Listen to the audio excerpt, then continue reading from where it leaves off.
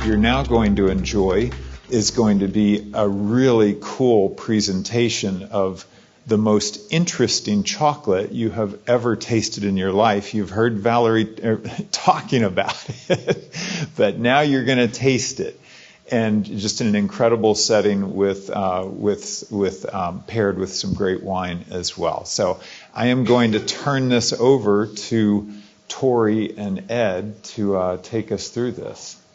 So the first part of the process is actually we're going to take a short break so that the team can come in and actually what's on your table. You'll see the tasting mat.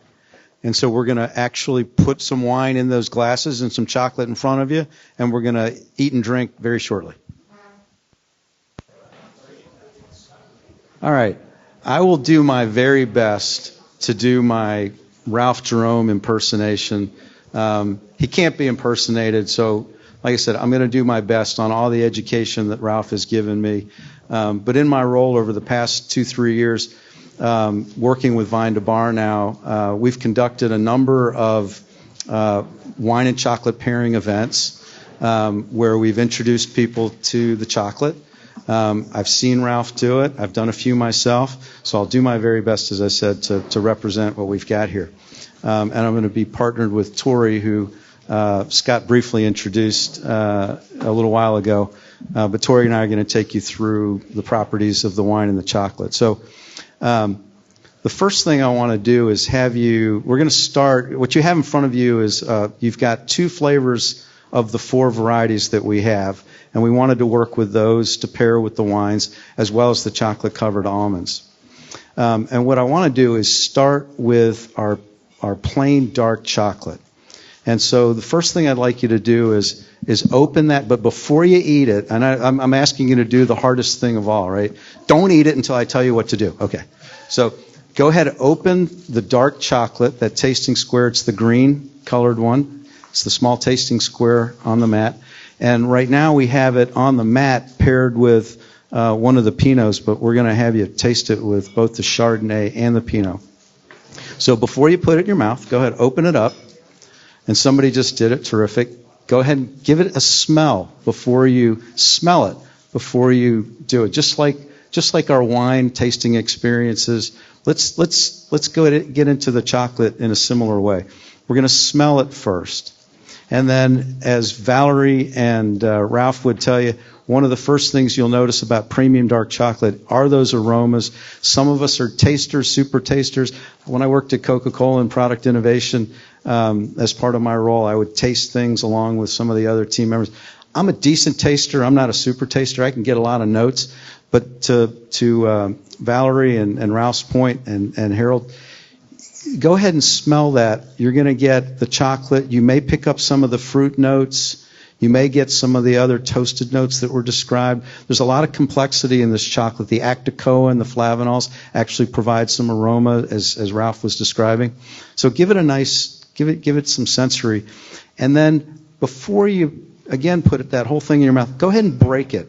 I want you to snap that. And again, Valerie and Ralph will tell you, and Harold, a sign of a really good premium chocolate is that snap, and how it was tempered, and how it was made, and how it was either panned or molded.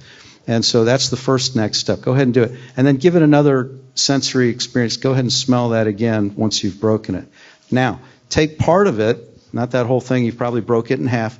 Go ahead and put it in your mouth, and before you chew down on it, let it melt a little bit on your tongue. The melting temperature of chocolate is close to our body temperature, and so what you're going to get is, as it starts to dissolve, you're going to get even more of those flavor and aroma, the things that in your mouth, the mouthfeel will change a little bit, it'll soften, and you'll actually experience more of the notes of the chocolate when you let it melt just a little bit on your tongue.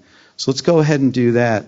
And then what you should be experiencing now is what we've been talking about all day, that taste where the 65% dark chocolate finishes with that fruit note, which really tempers the bitterness of the high flavanols that Valerie put in the chocolate.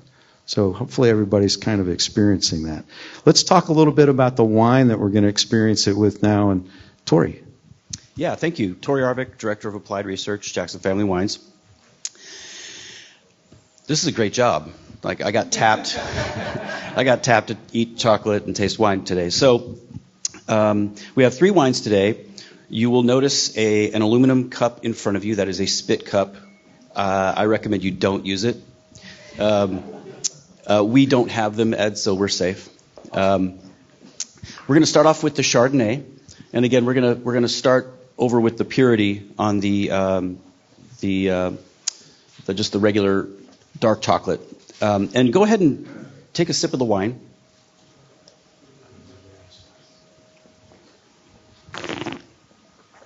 Blow some air through it, suck some air through it, taste it, get it all around your mouth.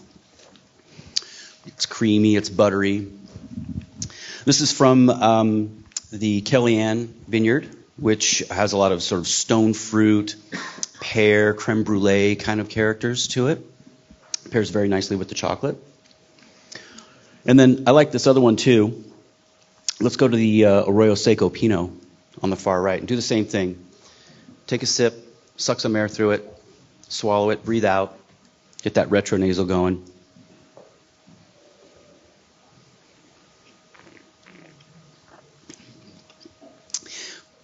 Very different wine, very different experience. Really earthy characters on almost like forest floor, mushroomy, but some plum and some raspberry coming through there as well. Also very good with this chocolate. And so while you're tasting it, go back to the chocolate, go back to the wine, get that whole sensory thing going with the two. And one of the things our good friend Michael Jordan has always said when he first experienced this, Michael is one of the few people in the world that carries both the Master Sommelier and Wine Educator titles and has been a great partner to us in doing our wine and chocolate pairing events, is that historically, chocolate has always been paired with sweeter wines. And that these drier wines that pair so beautifully is another piece of the uniqueness of what the Marc is bringing to the chocolate, is that these dry wines pair so beautifully with it. And maybe you can describe a little bit of the sensory and why that happens. What I'm loving is the velvety, sort of powdery, dusty tannin that's in the chocolate because it goes really nicely with these wines. They also have that sort of powdery tannic finish. The bitterness I'm getting is actually from the wine in this case and not the chocolate, which I think is pretty fascinating as a food scientist. So, again, going back to this Pinot, it's a little closed right now, but I think I'm getting more and more of that fruit. And that I'm used to drinking port wine with chocolate. That's kind of how I was raised, port wine and chocolate. So this is a and now we have something that can be paired with these drier wines, opening up a much broader way of how you can experience chocolate and wine and chocolate pairing. Let's go now to our chocolate-covered almonds. Yeah. So obviously higher in fat, crunchy, salty. As Ralph was saying, anything with dark chocolate and salt is heaven. I think you'll experience a little bit of that. Try this with the Chardonnay. Toasty notes, almond obviously, and then the salt really extends that finish and really kind of brings a little lubricity to that tannin in the mouth. It's a really nice California story too. All the almonds are California, roasted here in California, raised, covered with this beautiful chocolate with the 15% Chardonnay Marc, all from California. So for me, this one, the almond is really accentuating that buttery character in the wine, that oaky butteriness, which I really, really love. And again, that pleasant salty finish. Quite nice. Scott has suggested we put a label on the package of the almonds warning about the addictive nature, yes. So be careful. Absolutely. Only 7's a serving, so be careful. Interestingly enough, though, I was telling Ralph that my daughter's a real sugar hound. She loves all kinds of candy. And he was saying that this is probably the lowest glycemic index. We actually did a study, and it's absolutely a low glycemic food. Yeah. Only 4 net carbs. It's a really, and I know we have a couple of, as we know, registered dietitians in the room, and it's one that we were at a conference for the dietitians conference, and the chocolate-covered almonds were a real hit with the dietitians because it was one of those things that they even described as sort of, this is that sort of thoughtful or mindful indulgence that I can have that doesn't spike my insulin, doesn't do the bad things that we heard about earlier. All right, so should we try Let's go to the Sea Lift. Let's go now to our tart cherry with cocoa nibs. So this was one that Ralph called out specifically. The tart cherry chunks inside the dark chocolate really pull out the fruit and the brightness of those organic acids in the wine, and I think you'll enjoy this as well.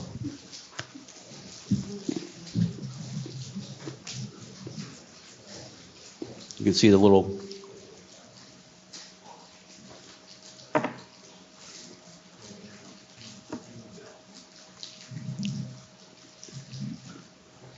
very nice.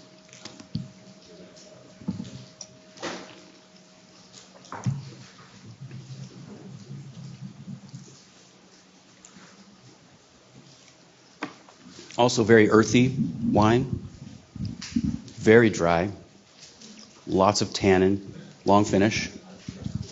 So what do you guys think?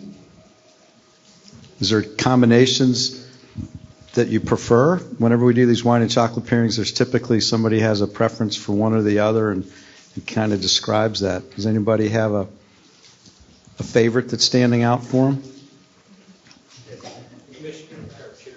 There we go. The Michigan guy likes the tart cherry. Love it. I really loved your comment about the hops, because we started this venture back in the day talking about where it grows and how that matters. And what you were saying about taking a plant from a known place to a different place, you get a completely different expression. And I think that's something people, they're starting to notice more and more. And when you called it terroir, I thought that was fantastic as well. I think as people are looking for culinary experiences, the sustainability piece, you go to a winery and you see the goats out in the vineyard, you see, the care that goes into the winemaking and that kind of stuff. But then the place really matters. If you go to Lodi, you're going to find some lovely wines. If you go to the Central Valley, it's more of a workhorse, because at 2 a.m, it's 95 degrees outside. And so, again, it's about juice and volume. Compared to on the coast, where Scott was referring to this resting period, this recovery period of a cool nighttime. So very, very different ecology, very different soils, and very different expressions. So I really like the hop analogy. So do we have some preferences? Yeah. Any preferences? You like it all? Mm-hmm. That works too. Valerie, question for you. Experiencing the chocolate in this way, I know when you're developing chocolate in the lab, you're not typically doing it with wine or working with all the flavor variations that we've created.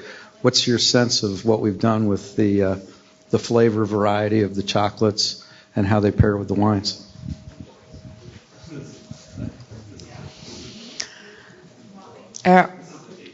My favorite one is the one with the cherry. And again, I was a little bit skeptical. I thought, why are we adding more tart or more acidity to the chocolate? But it's actually my favorite one. And yeah, I love it. And I think it pairs really well with wine also. I've worked on building a class of wine tasting and chocolate many years ago. Best Mondays of my life. Just tasting everything. But it was really difficult to pair chocolate with wine. The dryness, like you said, doesn't pair well typically with chocolate or regular chocolate. And we tried, white, milk, dark, different cocoa content. It did not pair that well, except when we had sweeter wines. So I'm actually really surprised that it pairs so well with, this chocolate. Valerie, what do you think about the tannins? Because this second chocolate with this second wine, I think this is a pretty bold Pinot. I still have it in my mouth, and it's completely different from the second Pinot Noir. Yeah. It tastes more typical of a Pinot Noir, and you see it just by the color. Also, you can see through the glass. And you were mentioning the fat. Typically, you would have this with something like a steak or something. something like a fatty food, and this would sort of relieve your mouth of that fattiness. And I'm actually enjoying the staying power of the dustiness. Yeah, almost. same.